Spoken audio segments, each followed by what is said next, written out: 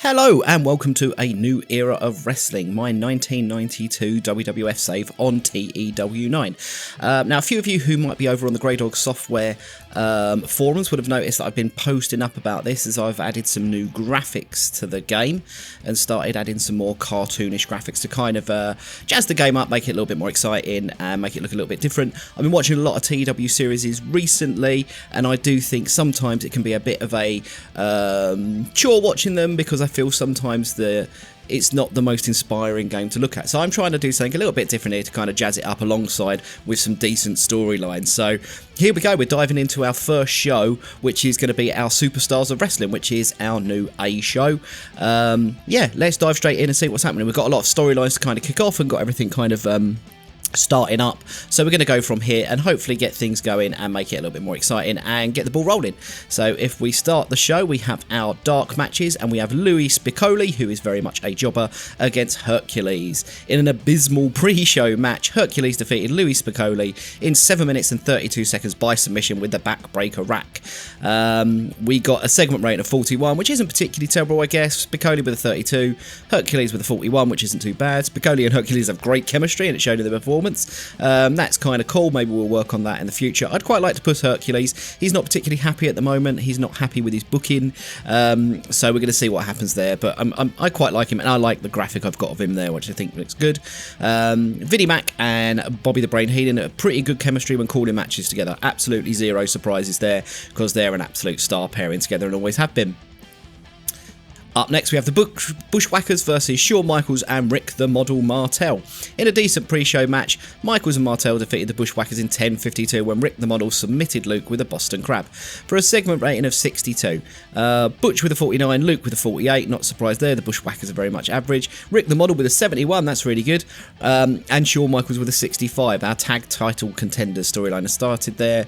Luke and Butch obviously tag team specialists. Not to want to get bogged down too much in what's going on, but I want to really push the kind of tag division a fair amount in the WWF. I feel over time we kind of got bogged down into thinking tag team wrestling was sort of second rate.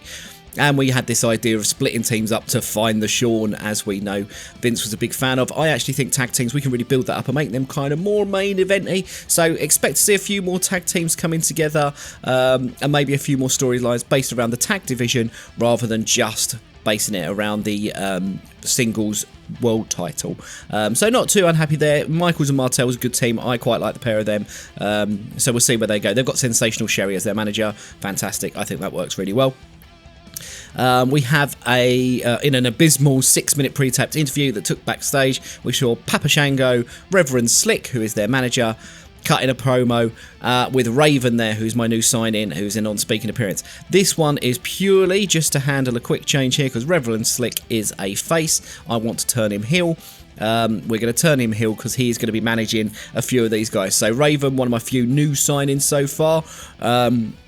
He kind of fits the idea of this stable that I'm going with there, so we're going to go with that. It's a 38.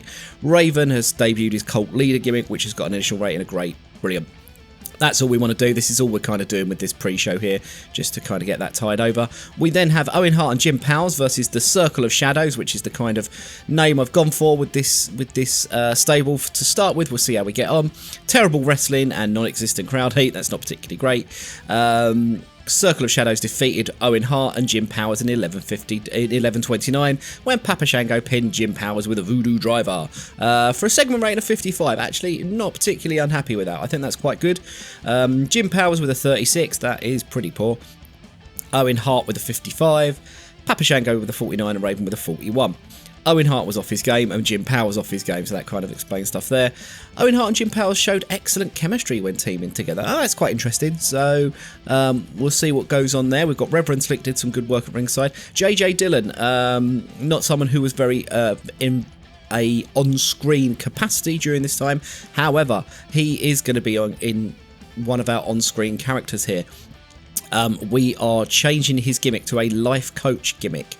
It's got an initial rating of very good, which is really nice to see. What I'm going to have with JJ Dillon is he's going to be a face. It's kind of going to be a little bit more of a lower card, kind of slight comedy thing.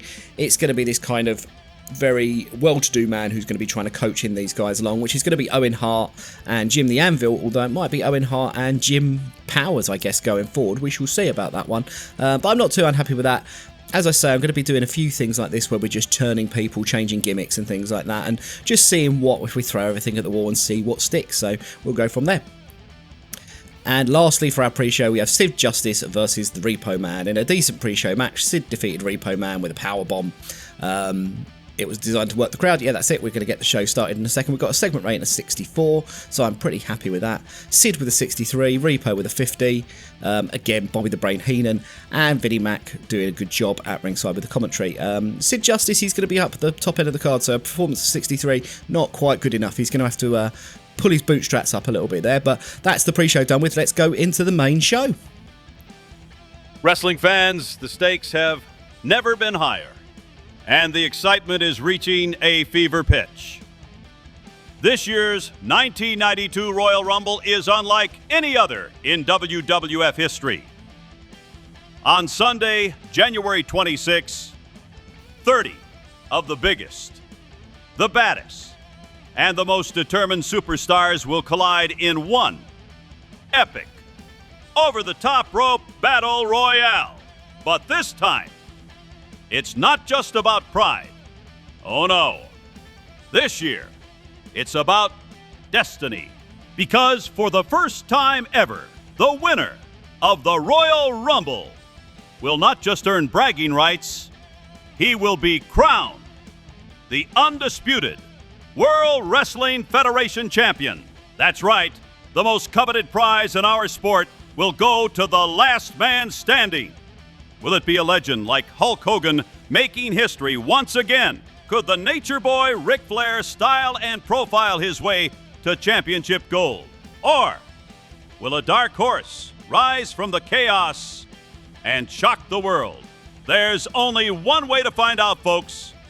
Don't miss the Royal Rumble, live, only on pay-per-view. 30 men, 1 ring, and 1 champion. Be there! And there we have it, Mean Gene revealing on behalf of Jack Tunney that the winner of the Royal Rumble will be our next heavyweight champion. So we got a segment rating there of 67 from Mean Gene. I just wanted to crowbar him into the show and get Jack on the show there. So not a bad start at all there. Quite happy with that. Up next, we have Koko B. Ware versus The Undertaker. The Undertaker's going to be someone who we're going to kind of be pushing a little bit, but he's not got a real proper storyline going on at the moment. So in an extremely short match, Koko B. Ware was defeated by The Undertaker in 4 minutes 58 with a choke slam. Koko B. with a 38, which is pretty poor. Undertaker with a 70, that's really good, so we're happy with that. Paul Bearer doing good work. Undertaker and Paul Bearer having good chemistry. Absolutely no surprises there. For a segment rating of 63, I'll take that. Pretty happy with that one. And then we have Bret the Hitman Hart, who is defending his Intercontinental title against Dino Bravo. In a decent match, he won with the sharpshooter in 13 minutes and 22 seconds for a segment rating of wowzers, 79. Bret Hart with an 82. That's really good. I'm very pleased with that. Dino Bravo with an in-ring of 51. Do you know, I quite like Dino Bravo. He's a little bit older now. However, I quite like him as a wrestler. I think he's going to be a good hand in that mid-card. Kind of take losses and just do some good matches in there. So Bret with a good defense of his Intercontinental title. After the match, Bret is in the ring and we get a quick promo from him. Everyone's talking about the 1992 Royal Rumble. 30 men, 1 ring, and for the first time ever, the heavyweight championship is on the line. Yeah, that's huge. And don't get me wrong, someday I plan on wearing that title too. But right now, I'm proud to be the Intercontinental Champion. This championship represents the workhorses, the guys who go out there every night, give the fans everything they've got, and prove they're the best inside that ring. And that's exactly what I do. I defend this title with honor. I don't need helping hands. I don't need shortcuts. I just out-wrestle people.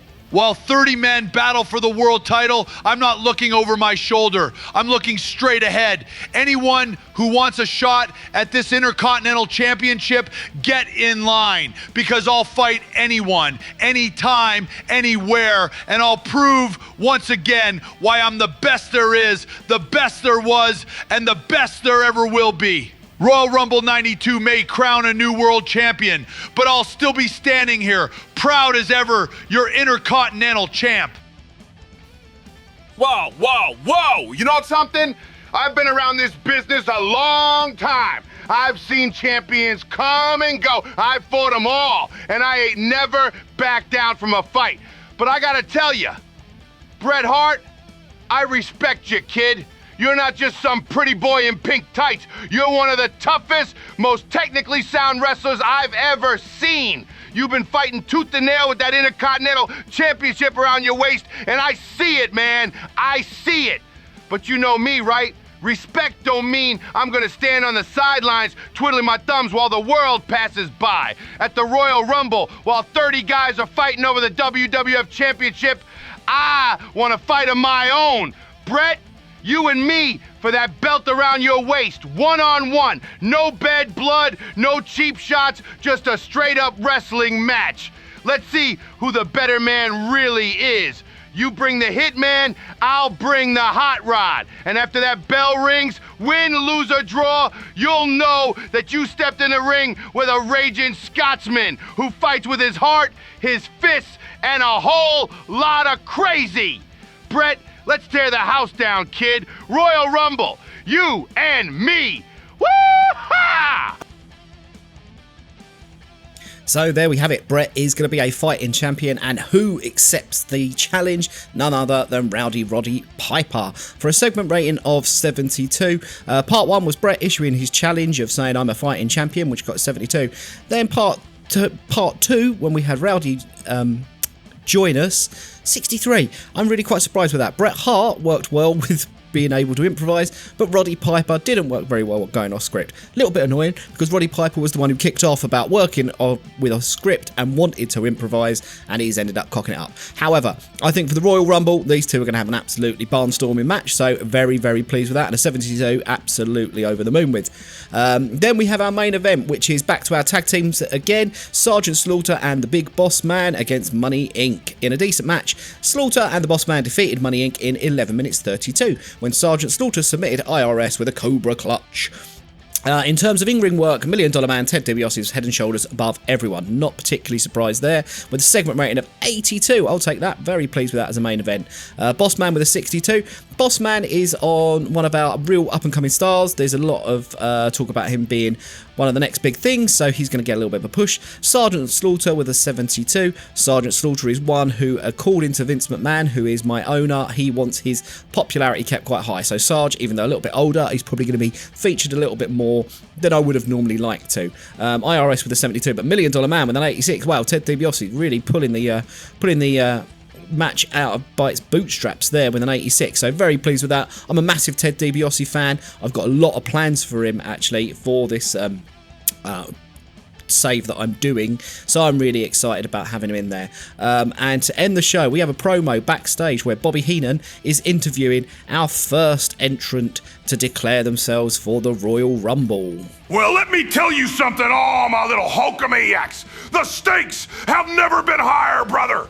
The Royal Rumble, 30 men, one ring, and this time it ain't just about pride, it's about the WWF Championship, and that means everything to me and to all of you. You've been with me through it all, through the trials, the triumphs, the tears, and the cheers, and now I'm stepping back into that ring, not just to win another title, but to fight for each and every one of you. The Hulkamaniacs that believe in the training, the prayers, and the vitamins. Yeah, the Royal Rumble's got the best of the best. Guys like Ric Flair, Randy Savage, Jake Roberts, and more. But they're all stepping into the ring with one thing they don't have, brother. The power of the people, the heart of Hulkamania. At the Royal Rumble, I'm going in with one goal.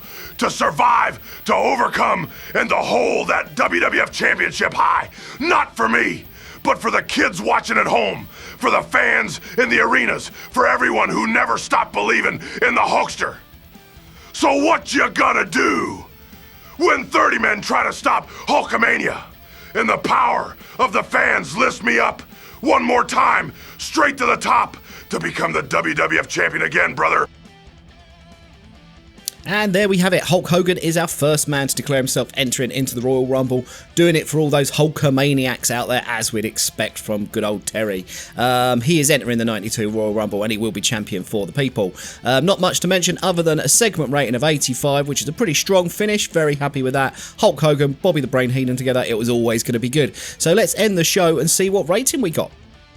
Wow, we got an overall rating of 84, absolutely over the moon with that, to be honest. We've increased our pop in 7 regions.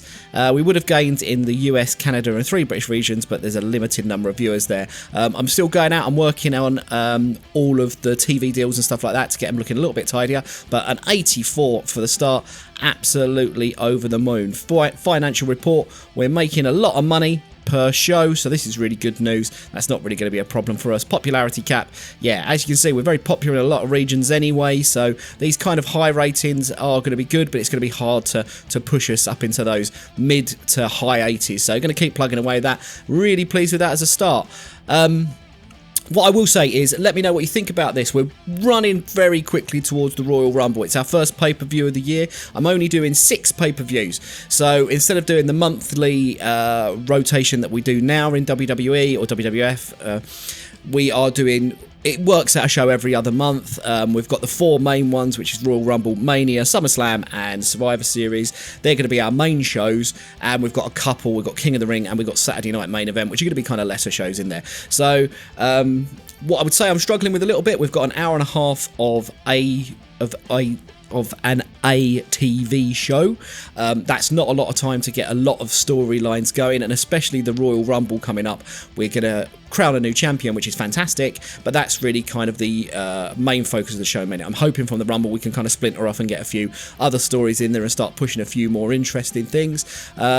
Also, let me know what you think about all the graphics and everything like that. I've gone for something slightly different with the promos and things like that. I think the last thing you ever want to do is hear me do a Hulk Hogan impression or anything like that, so I tried to do something a little bit different. It's all written by me, all of the stuff, obviously the voices and the pictures are kind of done by AI, but outside of that it's all written with me from the promo, so I want to just kind of give it a little bit of a unique spin, so let me know what you're thinking. Let's have a quick look at what we've got going on here. Tito Santana is being made an offer. I want to kind of keep Tito because he's a good mid-carder, but we'll wait and see. Drug testing, do you know what, we're spending a lot on drug testing. We might have to drop that down because I think absolutely everybody takes drugs. Bushwhacker Luke, he's got an extension, fair enough, you can do that. Nikolai Volkov has been offered a deal. If he wants to stay or go, that's up to him really. Their offers go, and they're considering it seriously. You know what, Nikolai, if you want to go, you can go. And Tito Santana again has been made another offer by SSW. Nothing too exciting there. We've got a few contracts here to deal with, which is going to be Haku. So we'll view that one, but we are going to complete the signing of Haku and Pat Tanaka, who is also someone else I want to keep as well. So we'll view that one because I just like viewing what we've done there. None of those are on massively great deals. We've got a couple of other offers going on. JJ Dillon, I need to keep. Nikolai Volkov, as we've said, can stay or go. And Paul Ellering is someone I'm trying to negotiate with, so we'll see what happens there. But yeah, please let me know what you thought of the first episode of Superstars. I think the B show, we have a B show which is Wrestling Challenge. I'm probably not going to make videos for that because that's going to be much less important. Again, I might try and go through and do live streams of that one if I get a chance. But please let me know what you think. Let me know if you've got any ideas. Who do you think is going to win the Royal Rumble? Who is going to take that world title? Sitting vacant at the moment. We've got so many options to go for it. Who do you think is going to win it? Who is going to be the man? I've got some... So I've got an idea who I think I want it to be, but you know what? If someone can suggest anything else, let me know. Intercontinental title, will Bret retain, or is Rowdy Roddy Piper, who hasn't held the belt for a very, very long time, will he be getting it? Let me know. We've got the tag team division, which is going to be currently held by the Legion of Doom. I want to bring this prestige up, and I say I want by the end of the year to have that prestige somewhere around the 80s. I want that to be rivaling the world title, to be honest. It's a stretch, but that's really where I want the world tag team titles to go. So that means teams like the Legion of Doom are either going to up their game or they're going to be out, because we're going to start pushing some main event talent into that title picture, and we'll see how that goes. But yeah, please let me know what you think. If you want to, please comment below, let me know. If otherwise, get over to the Grey Dog Software forum. I am posting things on there. There will be some written reports which are going to go up after the videos, but yeah, please let me know what you think. And other than that, take care, and I will see you very soon.